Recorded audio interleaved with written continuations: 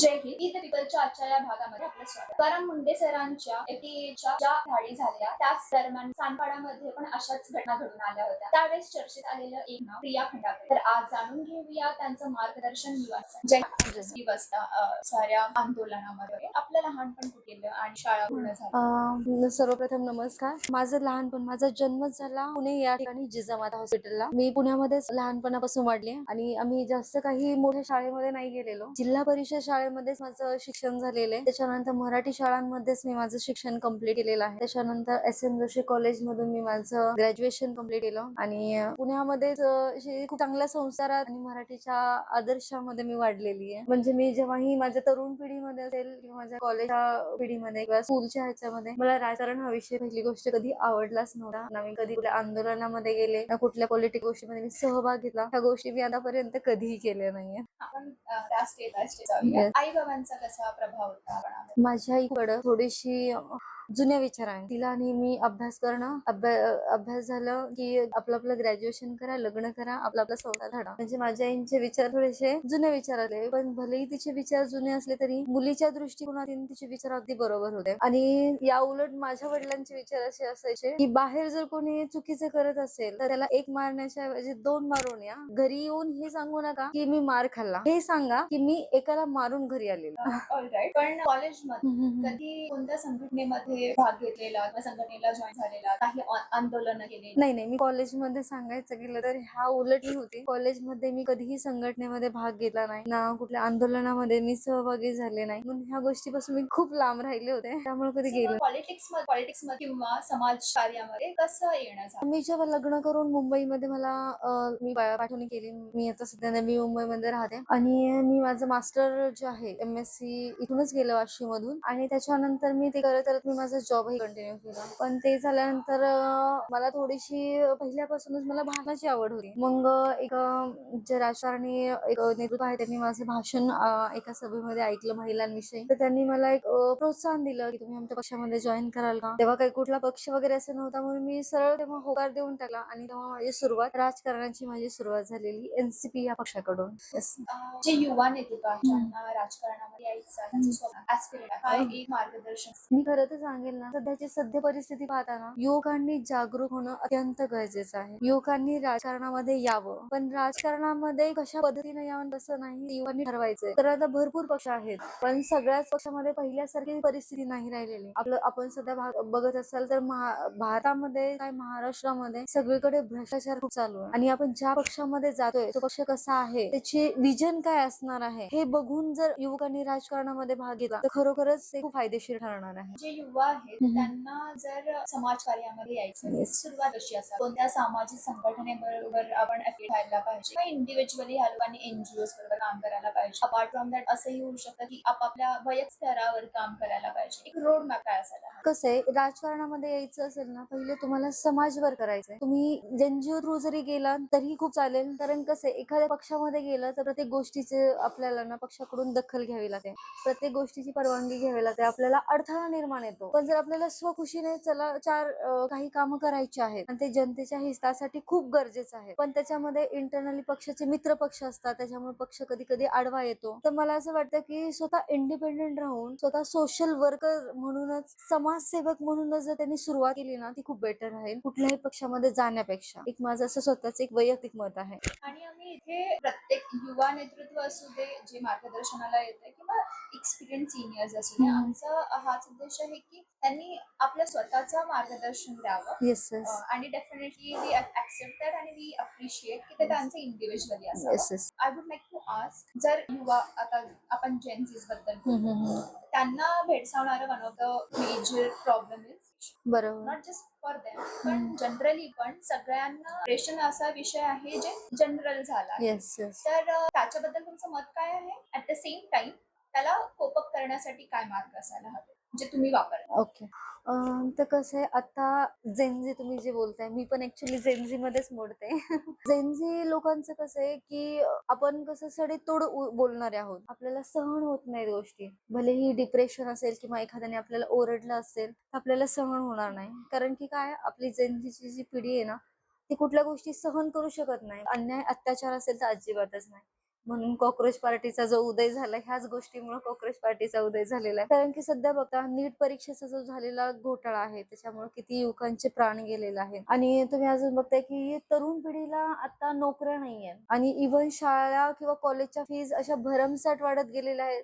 त्याच्यामुळे त्यांना योग्य त्या स्ट्रीम मध्ये त्यांना ऍडमिशन मिळत नाही. ह्या गोष्टीचंही त्यांना डिप्रेशन येते. म्हणजे एन नंबर ऑफ कारण आहे. येस, कारण भरपूर आहेत. बरोबर. तर या सगळ्या कारण see, आपण जगामध्ये ज्या पण घटना घडतात त्याला आपण थांबू शकतो बरोबर. आणि कोणाला कोणत्याही कारणाने डिप्रेशन येस, एक येस, येस. छोटं पण कारण असू शकतं मोठे असू शकतं. बरोबर. ते त्याच्या परीने मोठेच असू शकतं. बरोबर. तर त्यावेळेस असं काय करायला पाहिजे की आपण रिकवर व्हायला पाहिजे, आपलं इम्प्रुव्हमेंट वरती लक्ष द्यायला हवं आणि कारण की टाइम असतो येस. तो निघून जाण्यासाठी काय करायला. तर मी तर खरं सांगेल तर डिप्रेशन मध्ये न जाताना थोडंसं स्टेबल व्हायला पाहिजे. कारण की आपल्या मागे आपले आई वडील, आपले पुढचं फ्युचर हे सगळं गोष्टी अवलंबून आहेत. त्याच्यामुळे डिप्रेशन मध्ये न जाता त्यांनी पहिले विचार करायचा आहे की ह्या गोष्टीवरती आपण मात कसं करू शकतो.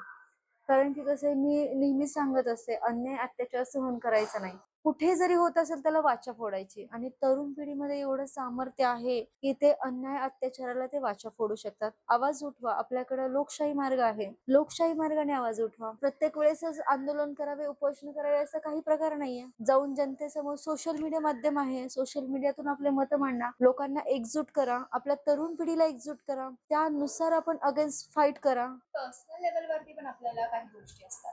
त्यावेळेस कसं ह्या गोष्टींना सावरायला हवं. पर्सनल लेवलला माझं काय म्हणणं आहे की डिप्रेशन मध्ये न जाता तुम्हाला आवडेल त्या गोष्टी करा. काहींना रील्स बनवायला खूप आवडतात. तर जेव्हा तुम्ही डिप्रेशन मध्ये जाता तुम्ही रील्स बनवा. म्हणजे स्वतःला कसं आनंदी ठेवता येईल ना, जास्तीत जास्त ह्याच्यावरती फोकस करा. कुणाला फिरायला खरं जायला आवडत असेल तर फिरून या, मस्त आउटिंग करा, पार्टी करा, निसर्गाच्या सानिध्यामध्ये जाऊन आनंद घ्या. कोणाकोणाचं कसं असतं की एका ठिकाणी जाऊन शांत पद्धतीने बसायचं असतं. तर मी ऍक्च्युअली जनरली जेव्हा डिप्रेशन मध्ये जाते तेव्हा मी एका लांब ठिकाणी जाते आणि शांत थोडासा विचार करते. स्वतःबरोबर. येस, की मी स्वतः बरोबर थोडेसे राहते. कधी कधी वाटलं की आता थोडस चला ह्याच्यातून बाहेर यायचंय तर थोडस मी माझ्या आवडीची पुस्तकं वाचते की मला ह्याच्यातून काय मिळेल, ह्याच्यातून काय मिळेल, की म्हणजे मला ह्याच्यातून बाहेर पडण्यासाठी थोडस हेल्पफुल होईल. तर मी जनरली मग पुस्तकं प्रिफर करते. शांत बसून थोडा विचार करणं आणि स्वतःमध्येच काय करू शकते ह्या गोष्टींवरती अलोन मध्ये मी राहण्यासाठीचा थोडासा प्रयत्न करते. आणि असंच म्हटलं जातं स्वतःला आपण एकट्यामध्येच म्हणून घडवू शकतो. बरोबर. पुस्तकांचा विषय हा, काढल्यानंतर हा. विचारू इच्छिते काही पुस्तके जी तुम्ही सुचवाल सगळ्यांनी वाचायला हवी. खरं सांगायचं जर म्हटलं तर आतापर्यंत डॉक्टर बाबासाहेब आंबेडकरांचे आत्मचरित्र त्यांची पुस्तकं मी वाचत आलेली आहे. आणि शिवाय मी थोडीशी पॉलिटिकल मध्ये जाते म्हणून माहितीचा अधिकार पुस्तक आहे जे माझ्या सध्याला आता खूप जवळचं झालेलं आहे. तर मी ते सध्या पुस्तक खूप वाचत आहे. इव्हन गौतम बुद्धाचा शांततेचा मार्ग जे आहे ते पुस्तक मी सध्या वाचत आहे. इव्हन गौतम बुद्ध शांततेचा मार्ग जरी आपण हो आणि दुसरं या उलट जाऊन मी मध्यंतरी मला MPSC पुस्तकांचा खूप शौक लागलेला. तर मी अर्थव्यवस्था, राज्यव्यवस्था, सामाजिक शास्त्र, नागरिक शास्त्र, राजकारणाचे असे पुस्तक वाचन केलेलं. सोशल मीडियाचा तुमच्या मताने किती महत्वाचा वाटा आहे? तुम्हाला खरं सांगायचं म्हटलं तर सोशल मीडियाचा भरपूर मोठा वाटा आहे. कारण की ना प्रत्येक वेळेस आपली बातमी न्यूजपेपरला किंवा न्यूज चॅनेलला लागते असंच नाहीये. तर त्यामुळे आपला आक्रोश कुठे नोंदवावा तर खरं सांगायचं तर social media is very good platform आणि तेवढाच बॅडही म्हणायचं तर आहे. कारण की काही चुकीच्या गोष्टी सोशल मीडियातून दोन्ही बाजू नाण्याला जशा दोन्ही बाजू असतात तसं सोशल मीडियाला चांगली आणि वाईट अशा दोन्ही बाजू आहेत. जेवढं तुम्ही चांगलं कराल तेवढं चांगली बाजू आहे त्याची. पण काही वेळेस चुकीचा संदेशही सोशल मीडिया द्वारे पसरू शकतो ज्याच्यामुळे भरपूर नुकसानही झालेलं आहे. महिलांचं झालेलं आहे, पुरुषांचंही आहे. आणि चांगलं तर मला आतापर्यंतचा चांगला अनुभव आहे की सोशल मीडियाच्या माध्यमातूनच मी आतापर्यंत लोकांच्या मनामध्ये घर करून गेलेली आहे आणि तिथपर्यंत लोकांपर्यंत मी सोशल मीडिया थ्रूच पोहोचलेली आहे. आणि ही बाब प्रत्येक गोष्टी बरोबर आहे, टेक्नॉलॉजी बरोबर आहे की जर त्याचा फायदा आहे तर नुकसान पण आहे. बरोबर. तुम्हाला ठरवायचं तुम्हाला कसं काय त्याचा वापर. बरोबर. तुमच्या मध्ये एका नेत्यामध्ये कोणती आदर्श असेल? पहिलं सांगायचं तर आता नेत्यामध्ये तर आदर्श खूप कमी बघायला मिळतात. म्हणजे बी फ्रँकली स्पीकिंग. कारण की त्या कसा असावा, कारण की सगळे सांगतात की आम्ही कामं करणार, हे करणार, खूप आश्वासन देतात. पण जेव्हा एकदा निवडून आलं ते आश्वासन सगळे बिन आश्वासन होतात की काय, म्हणजे सगळेच भ्रष्टाचाराच्या मार्गाने जातात. युवा नेते जे आहेत, त्यांना जर आश्वासन असेल तर काय आदर्श त्यांच्यात असावा?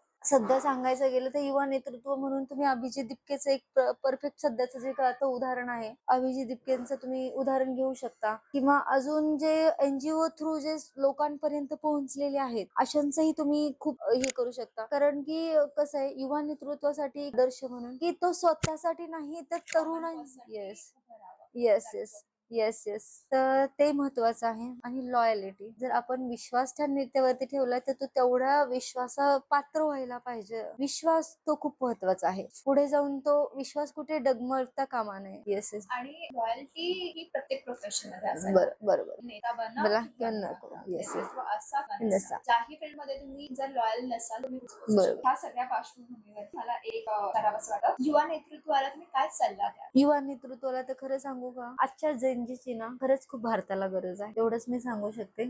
त्यांनी फक्त ना आपल्या पुरतं मर्यादित न राहता त्या चार चौकटीच्या बाहेर पडा, आवाज उठवायला चालू करा. प्रत्येक गोष्टीवरती आवाज उठवल्याशिवाय समोरच्यांनी तर आपल्याला कॉक्रोच म्हणून हिनवलंच आहे, तर त्या कॉक्रोचने कसं डसायचं आहे. तर त्याच्या सावध नाही. पण आपल्याला ते कसं आहे, कॉक्रोच बनावे लागणार आहे. जोपर्यंत आपण चावणारे कॉक्रोच बनणार नाही ना, तोपर्यंत समोरचे आपल्याला तर काही म्हणून जे हिनवतायत तसं हिनवणारच आहे, आपली खिल्ली उडवणारच आहे. म्हणून मी युवकांना खरं तर सांगू का, राजकारणात या. तुमच्याशिवाय राजकारण हे बिनव्यर्थ आहे. कारण की पिढ्यानपिढ्या जे राजकारणी आहेत ते त्यांच्या पिढ्यांनाच पुढे आणत आहेत आणि त्यांचेच घरदार मोठं करत आहेत. तर असं न करता कुठे ना कुठेतरी जाऊन सामान्य व्यक्तिमत्व पुढे यायला पाहिजे. म्हणून तुम्ही राजकारणात या. सध्याचे प्रश्न जे आहेत ना युवकांचे, ते तुम्ही तुमच्या मार्फत मांडा. एक अन्यायाला वाचा तुम्ही फोडा, एवढंच एक मी सांगू शकते. पण ह्याला हायलाइट करा की तुम्ही संघर्ष करा पण पूर्ण अभ्यास असेल. येस येस आणि तुम्हाला माहिती नाही तुम्ही अर्ध्या गोष्टीवरती बरोबर हा. So nice so much Thank for you. Your time. आणि आम्हाला माहिती आहे तुम्ही हॉस्पिटल मधून आलेला आहात आणि आम्हाला वेळ दिली आहे. Thank you so yes much. Yes आणि आपल्या पुढील कारकिर्दीसाठी आमच्याकडून खूप खूप शुभेच्छा. थँक्यू.